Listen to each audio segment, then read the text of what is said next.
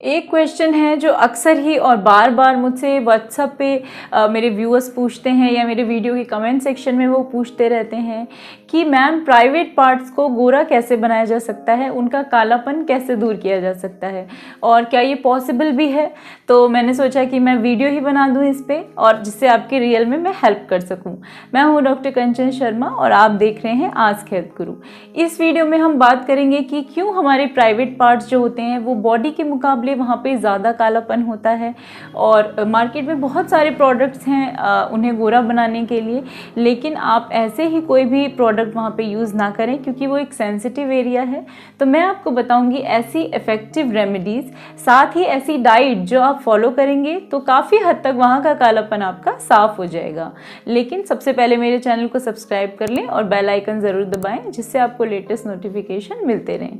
चलिए वीडियो हम स्टार्ट करते हैं। अब हम बात कर लेते हैं कि इन प्राइवेट पार्ट्स के काले होने के क्या कारण हैं। तो पहला कारण है जेनेटिक, यानी अगर आनुवंशिक तौर पे ये चला आ रहा है घर में तो डेफिनेटली आपके साथ भी ऐसा हो सकता है। दूसरा कारण है हार्मोनल चेंजेस, ये सभी के साथ होता है। प्यूबर्टी का टाइम, जब लड़कियों में पीरियड्स होना शुरू हो या लड़कों में दाढ़ी मूछें आना शुरू होती हैं तो उस वक्त हमारे शरीर में बहुत ज़्यादा हार्मोनल चेंजेस आते हैं। इस टाइम क्या होता है, ये जो हार्मोन्स होते हैं ये डायरेक्ट मेलानिन पे असर करते हैं। मेलानिन बढ़ जाता है तो प्राइवेट पार्ट्स में कालापन आना शुरू हो जाता है।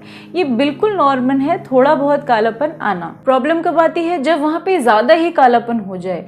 तभी पेशेंट अक्सर ही पूछते हैं कि बहुत ज़्यादा मैम यहाँ पे कालापन है तो इसे हम कैसे साफ कर सकते हैं।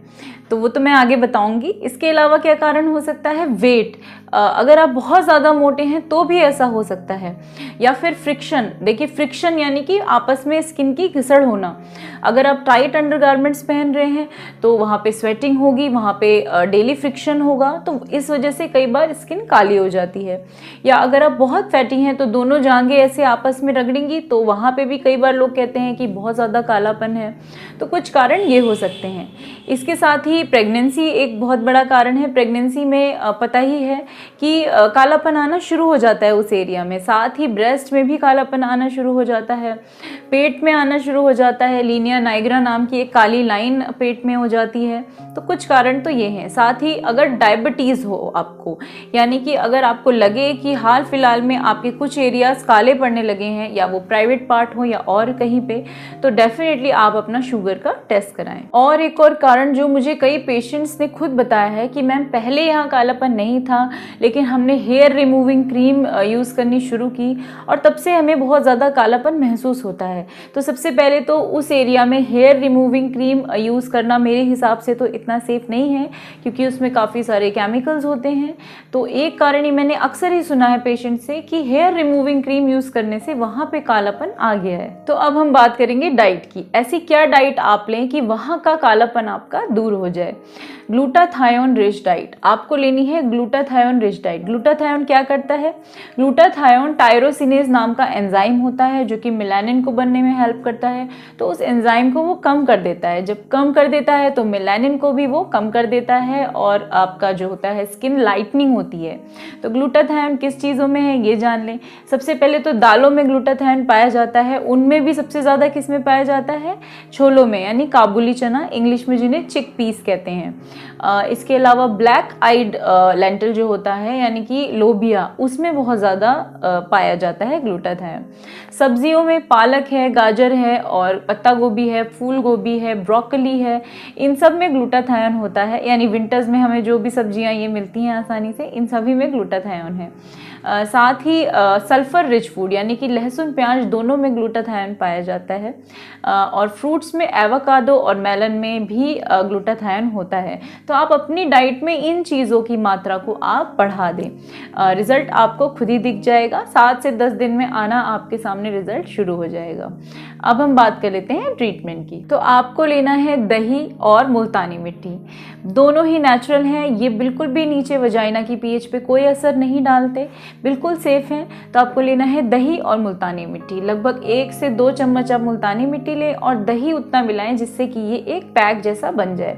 अब इससे आपको अपने काले हिस्सों पे मसाज करनी है। जैसे हम फेस की स्क्रबिंग करते हैं उसी तरह से हमें नीचे इसको एज ए स्क्रब से मसाज करनी है।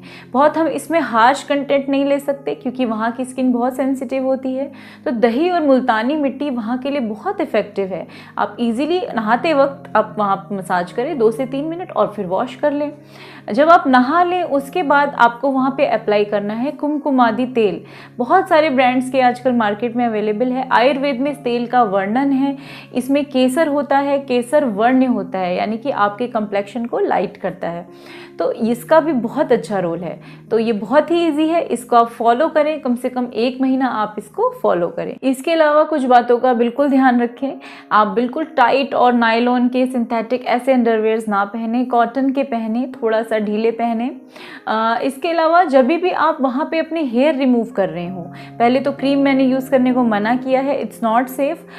इसके अलावा लोग सीज़र का यूज़ करते हैं, वो तो बिल्कुल सेफ़ है, वो आप कर सकते हैं। या कुछ लोग रेज़र का भी यूज़ करते हैं। वैसे लोग मना करते हैं कि रेज़र मत यूज़ करिए, लेकिन मैं मना नहीं करती, बिकॉज मोस्टली लोग, अगर आप पूछो किसी से, पेशेंट से, तो मोस्टली लोग रेज़र यूज़ करते हैं और आजकल सेफ़ रेज़र भी आ गए हैं। तो आप जब भी रेज़र से वहाँ पे क्लीन करें, उसके बाद आप एलम का यूज़ करें। फिटकरी आप उस पूरे एरिया में लगा लें जिससे आपको इन्फेक्शन होने का खतरा नहीं रहेगा। और स्किन लाइटनिंग एलम भी करती है। इसके अलावा मार्केट में बहुत सारी क्रीम्स हैं जिनमें बहुत सारे केमिकल्स हैं, जैसे कि हाइड्रोक्विनोन है, कॉजिक एसिड है, ब्लीचिंग एजेंट्स हैं। लोग उस सेंसिटिव प्राइवेट एरिया में भी उन क्रीम्स को यूज़ कर लेते हैं। तो प्लीज़ आप अपने इस सेंसिटिव एरिया में उन क्रीम्स को यूज़ ना करें। अगर आप करते हैं तो आपको ईचिंग हो सकती है या और भी कुछ हार्मफुल इफ़ेक्ट्स हो सकते हैं। तो आज के लिए इतना ही। आप मेरी बताई इफ़ेक्टिव रेमेडीज़ यूज़ करें, साथ ही मेरी बताई डाइट यूज़ करें। 1 महीने में रिजल्ट आपके सामने होगा। तो वीडियो कैसा लगा मुझे कमेंट सेक्शन में बताएं। वीडियो को लाइक करें, वीडियो को शेयर करें, चैनल को सब्सक्राइब करें। वीडियो देखने के लिए थैंक यू।